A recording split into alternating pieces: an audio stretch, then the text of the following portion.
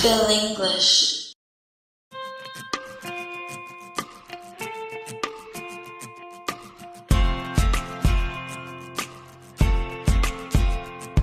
The first one, Sunny, do you remember the first one? The first rule, consonant to vowel. So American sound, they always connect the sounds, right? The very basic sound is to connect the word ends with consonant sound and followed with a vowel sound. Just like when you say it is, right? So the words end with T sound, it's still consonant sound, followed with a vowel, connect the sound. And when T is in the middle and not stressed, T sounds the quick letter D, right? Like when you say it is. Okay, let's try. It is.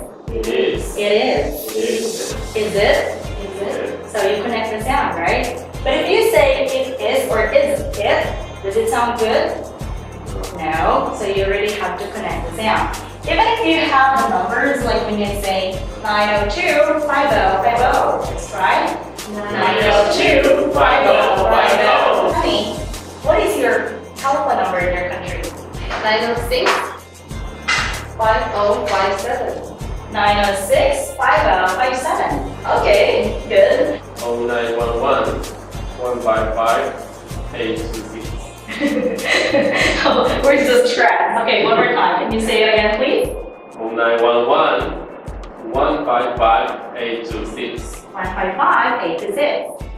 155. 155 826. You got it. The next one here is vowel to vowel sound. When you connect vowel to vowel, you need two word connectors. Just like when you say, how are you?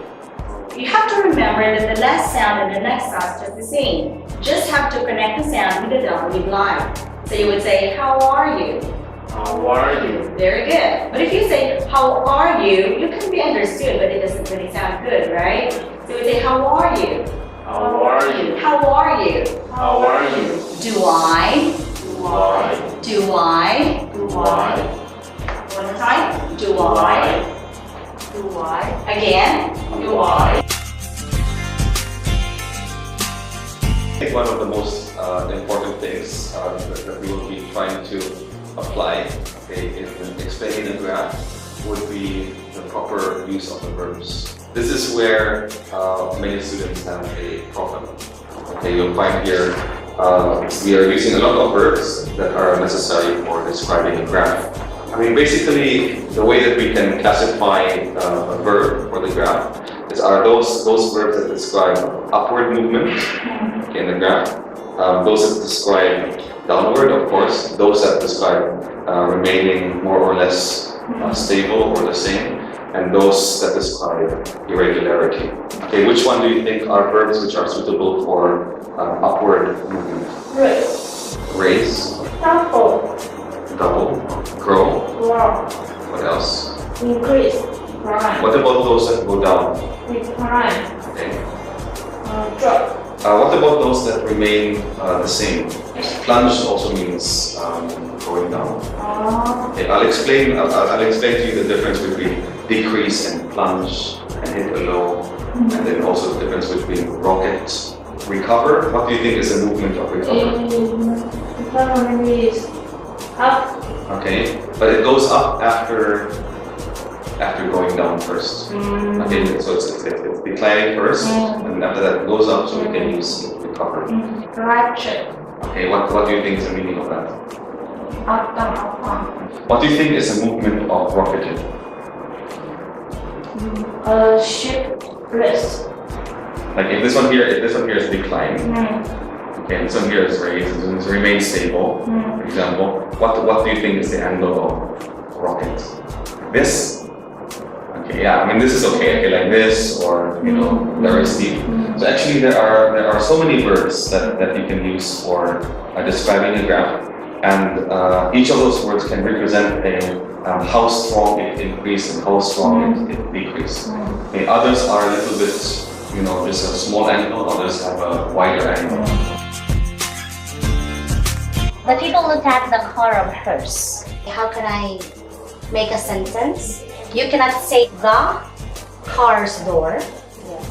This is okay for informal speech, but formal speech, what do you say? The Door. The door. So you cannot say its door. Okay, what is the difference between nominative, objective, possessive, adjective, possessive pronoun, and reflexive pronoun? You told me you have heard of it before, but you don't know exactly what it is. So the object and the subject are the same. She looked at the people. She and the people are not the same. If the subject and the object are the same, we call that reflexive pronoun. So, she looked at herself. So, she is the subject and also the object. I, me, my, mine. Yourself is singular, but if your subject is plural, you use next, she, her, hers, herself. Yes. Having a lot of money does not mean we are worry-free. Do you understand the sentence? Having a lot of money is your subject, of course, doesn't mean it's your verb. This is that. Because you know, the verb mean follows that clause. It means, I have a question. If you have a lot of money, does it mean you have no worries in life? How about worrying about health? You can have your health checked. Okay, so you don't seem to agree with your niece. Why, Wesley? You can buy another family. Wow, so even if you have a lot of money, you cannot buy love. Probably you can buy very beautiful beds. But if you have insomnia, you know this word, insomnia. This is inability to sleep. You can never buy sleep.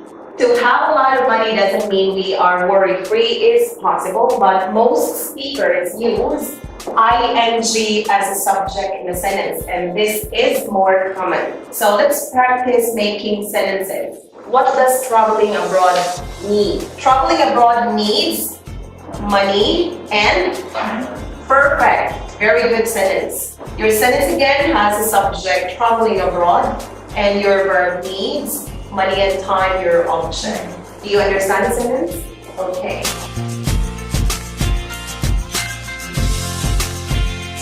So I don't know, overpopulation. When you say over, it means what? Is it more than or less than? It means more than. More than. Okay? It means many. Many. So when you say overpopulation, it means there are a lot of people residing in that place. Except for numbers 1, 3, 4, 6, 7, and 10. Okay, so your answers are wrong. Try to look letter G.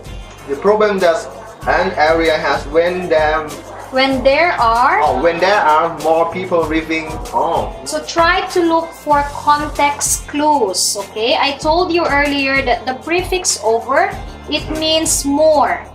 And you said that population is something to do with people. So these are your clues. More people living there than can be supported properly. Feel English.